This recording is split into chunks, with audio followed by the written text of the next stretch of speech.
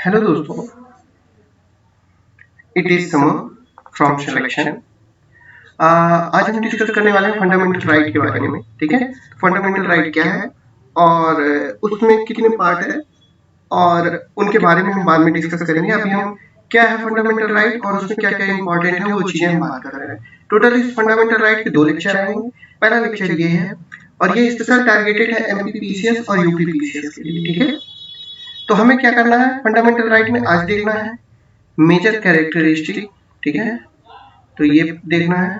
ठीक है, उसके बाद हमें देखना है आर्टिकल 13 टू 15 35 क्या है। ठीक है, उसके बाद हमें देखना है कि कंपोजिशन क्या है। ठीक है ना, और कंपोजिशन के बाद आर्टिकल 12 और 13 को हम डिटेल में देखेंगे। ठीक है, उसके बाद हम 14 से लेकर के आगे का सारा पूरा इन डिटेल हम पढ़ने वाले हैं। ठीक है, तो चलिए हम स्टार्ट करते हैं अब। ओके,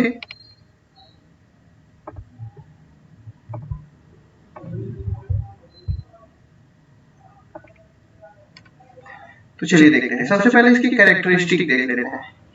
ठीक है ना, तो ये क्या है, ऑब्सोल्यूट नहीं है। ठीक है ना, ये ध्यान रखना है हमें कि ये नॉट ऑब्सोल्यूट है। ठीक है, उसके साथ साथ आप देखेंगे कि इसके नॉट ऑब्सोल्यूट में इसका जो नेचर कैसा है, तो क्वालिफाइड इन नेचर है ये। ठीक है ना, और state can impose restriction. Fundamental right में रिस्ट्रिक्ट कर सकता है स्टेट, जैसे इमरजेंसी की कंडीशन में और भी बहुत सारी कंडीशन में फंडामेंटल राइट को रिस्ट्रिक्ट कर सकता है। ठीक है ना, मतलब नॉट एब्सोल्यूट का मतलब क्या हुआ यहाँ पे कि ये चीज ऐसा नहीं कि परमानेंट है। अगर ऐसी कोई इमरजेंसी पड़ी तो स्टेट कुछ भी कर सकता है, वो इनको रिस्ट्रिक्ट कर सकता है, इनको एबॉलिश कर सकता है। वो उस कंडीशन के ऊपर डिपेंड करता है। ठीक है ना, वही देखिए यहाँ नेक्स्ट लिखा है ना, नॉट परमानेंट। ठीक है ना, और ये अमेंडेबल भी है, तो इसको अमेंड भी किया जा सकता है। ठीक है, तो ये चीजें हमें ध्यान रखनी है। नेक्स्ट हम देखेंगे कि ये क्या है, ये सस्पेंड किया जा सकता है ड्यूरिंग इमरजेंसी, मैंने जैसा कि यहाँ पे ही बता दिया था आपको। ठीक है, और ये जस्टिसिएबल है। मान लेते हैं कि आपका फंडामेंटल राइट है, ठीक है, और बोलने का, लेकिन आपको बोलने नहीं दिया जा रहा है, राइट टू स्पीच नहीं है। ठीक है, तो आप क्या कर सकते हैं, हाई कोर्ट या सुप्रीम कोर्ट जा सकते हैं। उससे छोटे किसी भी कोर्ट में आप नहीं जा सकते हो फंडामेंटल राइट से रिलेटेड। ठीक है, तो ये भी एक चीज याद रखना है कि कोई भी ये नहीं कि आप चले जाओ डिस्ट्रिक्ट कोर्ट, तहसील कोर्ट, इन सब में आप नहीं जा सकते हो। हाई कोर्ट या सुप्रीम कोर्ट पे ही आप जा सकते हो रिलेटेड टू फंडामेंटल राइट। ठीक है ना, अगर आपके फंडामेंटल राइट का वायलेशन किया जाता है तो। ठीक है, और इसकी आपके फंडामेंटल राइट की गारंटी कौन देता है, तो वो सुप्रीम कोर्ट देता है। ठीक है ना, ये याद रखना है। तो ये आपको समझ में आ गया होगा। और अगर आपको लगता है कि फंडामेंटल राइट आपको वायलेट हो रहा है तो आप सुप्रीम कोर्ट जा सकते हो। नेक्स्ट हम बात करने वाले हैं आर्टिकल 12 टू 35 के बीच में क्या क्या है। ठीक है, तो ये सारी चीजों को हमें डिस्कस करना है। तो चलिए देखते हैं आर्टिकल, मेजर आर्टिकल क्या क्या है। ठीक है, तो 2 आर्टिकल हमारे पास हैं। ठीक है, पहले तो आर्टिकल कौन सा, 12। ठीक है, आर्टिकल 12 यहाँ पे क्या लिखा है, डिफाइन किया गया है स्टेट के बारे में कि स्टेट है क्या। ठीक है ना, तो यहाँ पे जो डिफाइन किया गया है उसके बारे में भी हम आपको डिटेल में बताएंगे।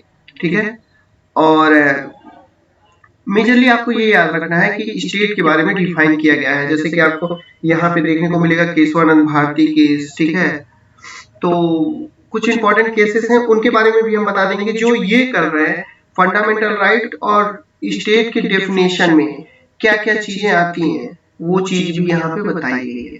तो उसके कुछ केस हैं वो हम आपको अलग से बता रहे हैं। ठीक है ना, बताने वाले हैं। और 13 में क्या दिया है, आर्टिकल 13 में, ठीक है, लो inconsistent with or in derogation of fundamental right, law inconsistent with or in derogation of fundamental right। ठीक है, तो ये 2 चीजें यहाँ पे दी गई हैं।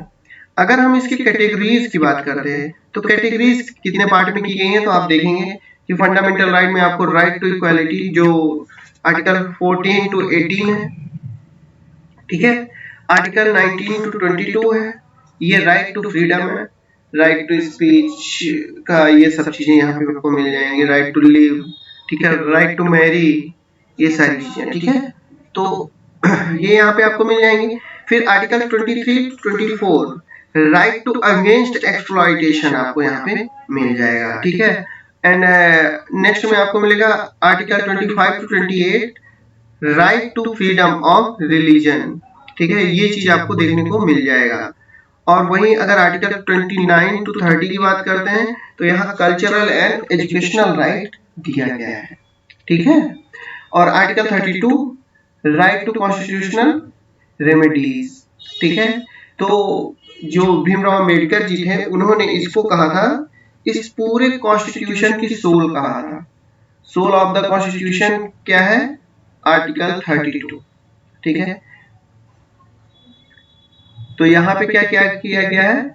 कॉन्स्टिट्यूशनल रेमेडीज की बात की गई है, ठीक है। तो यहाँ पे कॉन्स्टिट्यूशनल, जैसे आप लोगों ने सुना होगा कि हैबियस कॉर्पस, ठीक है ना, ये कुछ टाइप के हैं जहाँ पे सुप्रीम कोर्ट इशू करते हैं इनको, ठीक है ना, फॉर कोई पोस्ट के लिए, कोई पर्सन के लिए ऐसे ये इशू किए जाते हैं, ठीक है। कू वारंटो, ठीक है। तो इसमें कौन कौन से हैं? हैबियस कॉर्पस, कू वारंटो, ठीक है ना, मैंडमस, ठीक है, सर्टियो रारी, ठीक है ना, सर्टियो रारी, और प्रोहिबिशन, ठीक है ना। मान लेते हैं कि आपने कुछ गलत किया है तो फिर वहां पे प्रोहिबिट किया जाता है, उनको रोका जाता है, वहां बताया जाता है कि क्या करना है क्या नहीं करना है। मेजरली ये सुप्रीम कोर्ट यूज करता है कि कोई कोर्ट है जिसके पास कोई केस चल रहा है तो सुप्रीम कोर्ट उसको रोक देता है कि ऐसा है कि हम आपको प्रोहिबिट कर रहे हैं कि ये चीज आप नहीं करिए और वो केस आप हमें कर दे दीजिए। तो इस तरीके से ये वर्क करता है, ठीक है। तो ये तो हो गया हमारा कैटेगरीज की, हम ये कैटेगरीज पढ़ने वाले हैं आगे, ठीक है। नेक्स्ट हम देखने वाले हैं नेक्स्ट हम क्या पढ़ने वाले हैं, तो हमारे पास कंपोजिशन की बात करते हैं। तो कंपोजिशन में हम ये किस पार्ट में आता है आपका फंडामेंटल राइट? तो पार्ट 3 में आता है। और किस आर्टिकल से किस आर्टिकल आता है? तो 12 से 35 तक आता है, ठीक है।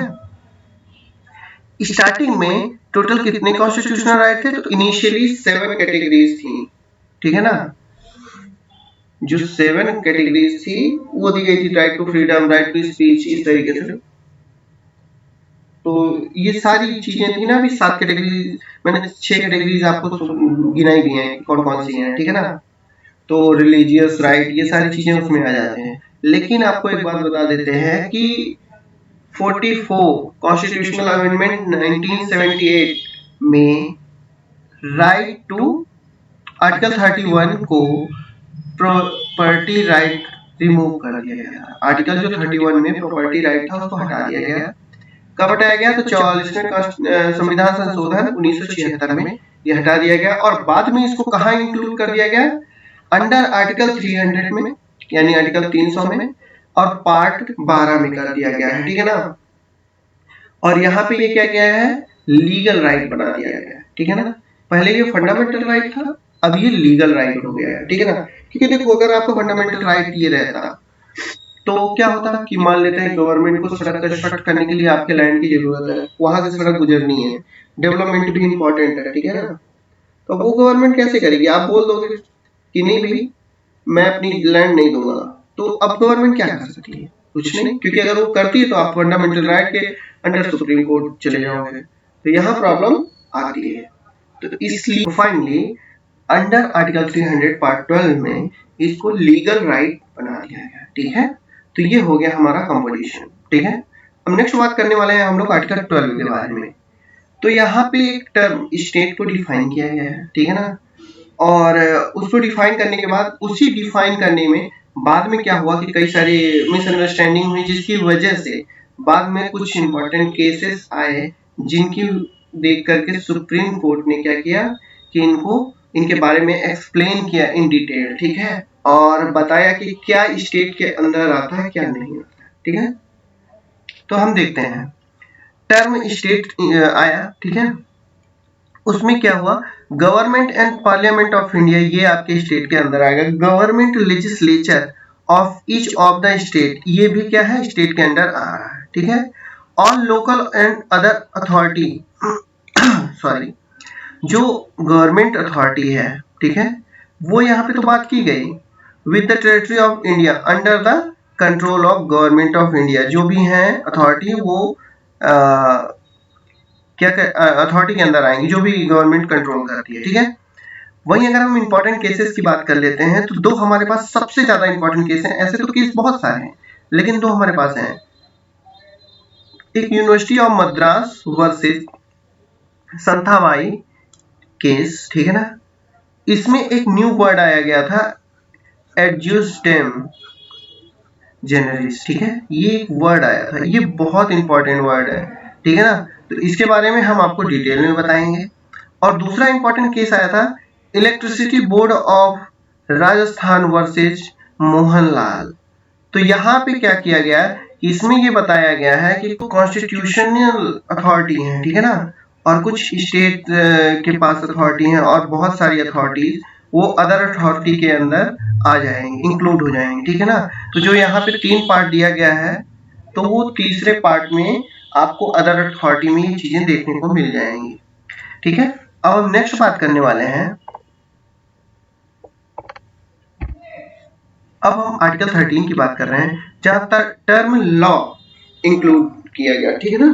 तो इसमें टर्म लॉ इंक्लूड है और दूसरी चीज लॉ इनकंसिस्टेंट, ठीक है ना, लॉ इनकंसिस्टेंट विथ की बात की गई है, ठीक है। तो हम टर्म लॉ इंक्लूडेड जो है उसकी बात कर लें तो यहाँ पे ऑर्डिनेंस की बात की गई है, ठीक है ना, ऑर्डर्स की बात की गई है, बाय लॉज की गई है, ठीक है ना, कस्टम लॉज की गई है, कौन कौन से लॉ इंक्लूड है तो ये आप देख सकते हैं, ठीक है ना, रूल्स एंड रेगुलेशन की बात की गई है एंड नोटिफिकेशंस की बात की गई है, ठीक है।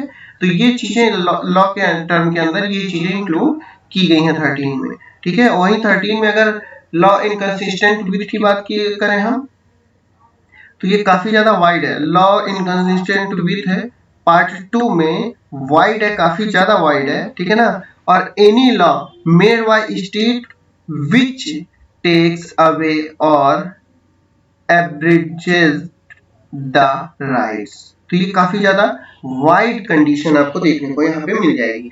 वहीं अगर हम फंडामेंटल राइट की अगर हम बात करते हैं, ठीक है ना, तो फंडामेंटल राइट एक लिविंग थिंग के लिए सबसे ज्यादा इंपॉर्टेंट चीज है, ठीक है ना।